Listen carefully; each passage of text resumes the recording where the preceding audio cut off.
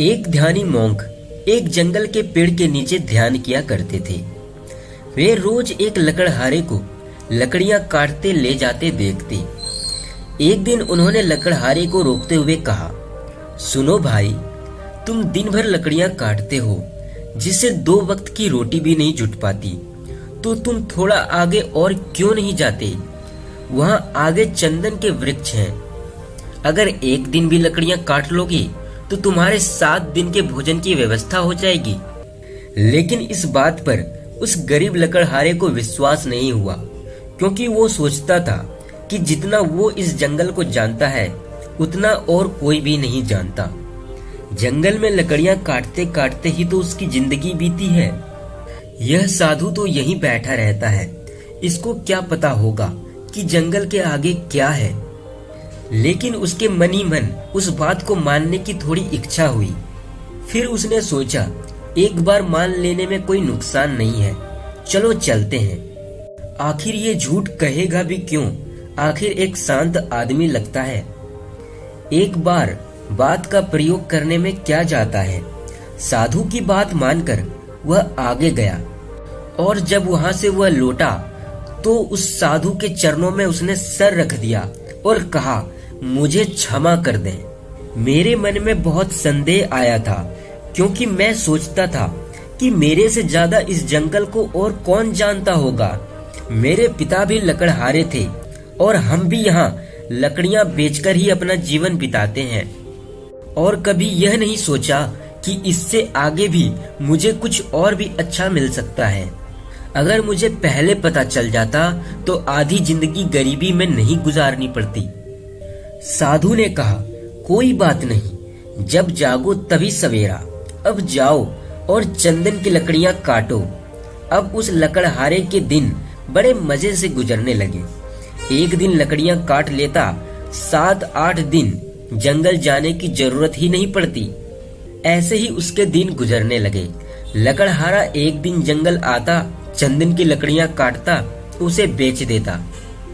एक दिन जब वह लकड़हारा लकड़ियां काटने जा रहा था, तभी साधु ने फिर रोका और कहा, तुम तब से चंदन की ही लकड़ियां काट रहे हो, आगे नहीं गए? तुम्हारे मन में यह कभी सवाल नहीं उठा कि उस चंदन की लकड़ियों के आगे भी कुछ हो सकता है? लकड़हारे ने कहा, यह तो मुझे समझ ही नहीं आया। यह तो मेरे मन में सवाल ही नहीं आया कि चंदन के आगे भी कुछ हो सकता है। साधु ने कहा, चंदन की लकड़ियों के थोड़े आगे जाओ, वहाँ चांदी की खदान है। एक दिन जाओ और 4 महीने के लिए निश्चिंत हो जाओ। और अब तो उसे साधु की बात पर विश्वास भी होने लगा था। वह यह बात सुनते ही चांदी की खदान की तरफ भागा और वहां जाकर देखा तो सचमुच वहां चांदी की खदान थी। वह खुशी से झूम उठा। अब तो वह 4-5 महीने में एक बार आता, चांदी उठाता और 4-5 महीने के लिए आराम पे चले जाता। ऐसे ही करते करते कुछ वर्ष बीत गए। एक दिन वह फिर से चांदी की खदान की तरफ जा रहा था, तो साधु ने उसे फिर रोकते हुए कहा कि अभी भी तुम चांदी ही ला रहे हो, थोड़ा और आगे जाओ, वहाँ सोने की खदान है। और जब वह लकड़हारा उस चांदी की खदान के आगे गया तो सचमुच उसे सोने की खदान मिली। वहाँ इतना सोना था जो उसकी जिंदगी बदल सकता था। अब तो वह एक बार सोना ले जाता और सालों भर तक जंगल नहीं आता। उसकी जिंदगी आराम से गुजर रही थी। ऐसे ही कुछ साल गुजर गए। सालों बाद एक दिन वह लकड़हारा सोने की खदान पर जा रहा था, तो उसे फिर उस ध्यानी मोंक ने रोकते हुए कहा कि तुम्हारे मन में कभी भी यह जिज्ञासा नहीं आती कि जब एक के बाद आगे कुछ न कुछ उससे भी कीमती मिल रहा है, तो क्या पता उसके आगे भी कोई कीमती होगी? लकड़हारे ने कहा, मैं तो अनपढ़ हूँ, मेरे मन में ऐसी जिज्ञासा नहीं आती, मैं बहुत ही भोला हूँ। साधु ने कहा, अरे भोले इंसान, सोने के खदान के आगे जा, वहाँ हीरे की खदान मिलेगी। जब वह लकड़हारा जाकर देखता है तो उसे अपनी आंखों पर विश्वास ही नहीं होता। वह सचमुच हीरे की खदान में। अब तो वह लकड़हारा एक बार आता और कई सालों बाद जंगल में आता। समय के साथ साथ वह बूढ़ा हो चुका था। एक दिन वह हीरे लेकर वापस आ रहा था तो उसी पेड़ के नीचे उसे वही साधु मिलता है। साधु ने कहा कि अरे ना समझ, अब तो तू हीरे में ही रुक गया। और अब उस लकड़हारे में भी अकड़ आ चुकी थी, क्योंकि वह बड़ा धनी व्यक्ति भी बन गया था। उसने महल भी बना लिए थे। उसने कहा, छोड़ो, अब तुम मुझे परेशान ना करो। अब हीरे से भी अधिक कीमती भला क्या हो सकता है। उस मोंग ने कहा, हीरों के आगे मैं हूँ।